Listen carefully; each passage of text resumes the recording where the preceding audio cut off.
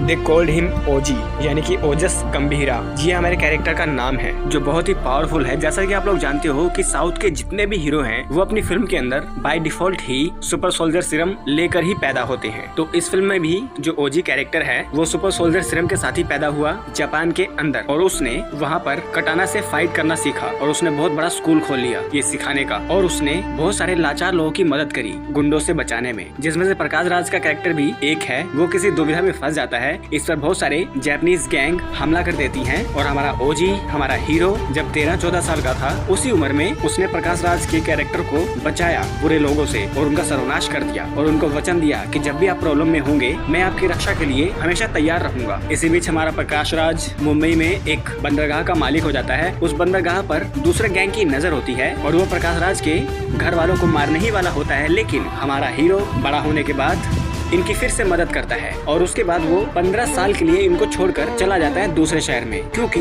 उससे एक छोटा सा गलत काम हो गया इनके घर में। असल में प्रकाश राज के 2 बेटे थे, जिसमें से एक बेटा उनके बंदरगाह पर ड्रग सप्लाई करने लग गया था, जो प्रकाश राज को भी अच्छा नहीं लगा, उनकी बहू को भी अच्छा नहीं लगा, और हमारे हीरो ओजी को भी अच्छा नहीं लगा। और उन्होंने कुछ नहीं किया, बल्कि फादर ने समझाने की कोशिश करी, उसकी वाइफ ने समझाने की कोशिश करी कि गुंडों के साथ मिलकर ड्रग्स वगैरह मत बेचो, पर ये नहीं मानता। और एक एक्सीडेंट में प्रकाश राज के बेटे के हाथों उसकी मौत हो जाती है, और उसकी जिम्मेदारी हमारा हीरो ले लेता है कि मैंने मारा है, ताकि प्रकाश राज के बेटे को इस बात का गिल्ट ना हो कि मैंने अपने फादर को मारा है। इस वजह से हमारा हीरो इन्हें छोड़कर अलग रहने लगता है, जहाँ पर उसे एक लड़की से प्यार होता है, उसके साथ उसका रिश्ता बनता है, 3 साल की उसकी एक बेटी हो जाती है, और 4 साल बाद फिर से हमारा प्रकाश राज का जो कैरेक्टर है उसका बेटे को बंदरगाह पर ही एक दूसरी गैंग मार देती है, क्योंकि उनके पोर्ट पर 3 कंटेनर होते हैं स्पेशल, जिनके अंदर बहुत सारा हथियार है, इलीगल मतलब वो कंटेनर है, और उस कंटेनर को मेन गुंडे लेना चाहते हैं। पर प्रकाश राज उसके बेटे की डेथ के बाद वो कंटेनर को छुपा देता है, जिस वजह से जिनके वो कंटेनर हैं वो पूरी गैंग इनकी फैमिली पर हमला कर देती है। और फिर क्या, फिर इनको बुलाना है ओजी को, क्योंकि वही एक अकेला मर्द है जो इनके खानदान को बचाते आ रहा है और बचाते रहेगा। तो वो उससे मिलने के लिए जहाँ पर वो होता है वहाँ चले जाते हैं, पर वो कहीं और काम कर रहा होता है, तो उनकी बहू मिल जाती है अपनी बेटी के साथ, और तभी गुंडे वहाँ पर आते हैं, इनकी बहू को मार देते हैं, और प्रकाश राज अपनी जान बचाकर खेतों में भागने लगते हैं। और जब ये बात हमारे मेन हीरो को पता चलती है कि मेरी बीवी को मार दिया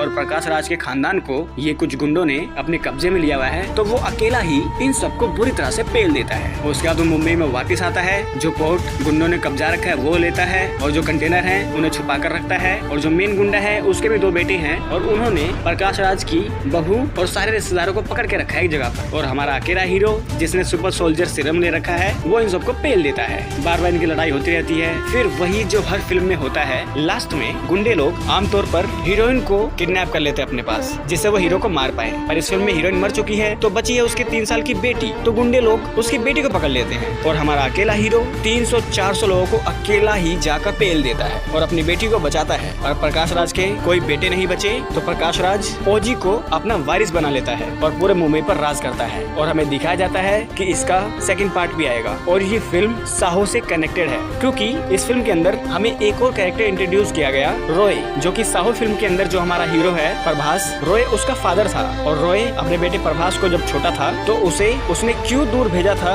वो इस फिल्म के अंदर दिखा रखा है। तो आप लोग देख लेना। एक्शन के लिए ये फिल्म काफी अच्छी है, मतलब ओवर द टॉप एक्शन ही है, जैसा कि नॉर्मली सभी साउथ की मूवीज में होता है, लेकिन इंटरटेनिंग है और बीजीएम कमाल का है, तो आप लोग एंजॉय कर सकते हो। तो थिएटर विजिट कर सकते हो तो कर लो, और नहीं इतना पैसा स्पेंड कर सकते तो तकरीबन 1.5 महीने बाद ये OTT पर आ जाएगी, वहाँ पर देख लेना, अच्छा खासा एंटरटेन कर देती है। तो इस वीडियो को एंड करते हैं। अगर ये वीडियो अच्छी लगी तो इस वीडियो को लाइक कर दे, चैनल को सब्सक्राइब कर दे, बेल आइकन दबाएं, ताकि अगली बार हम कोई वीडियो डालें आप लोगों के पास उसका नोटिफिकेशन आ जाए। तो मिलते हैं आप लोगों से अगली वीडियो में, तब तक के लिए नमस्कार।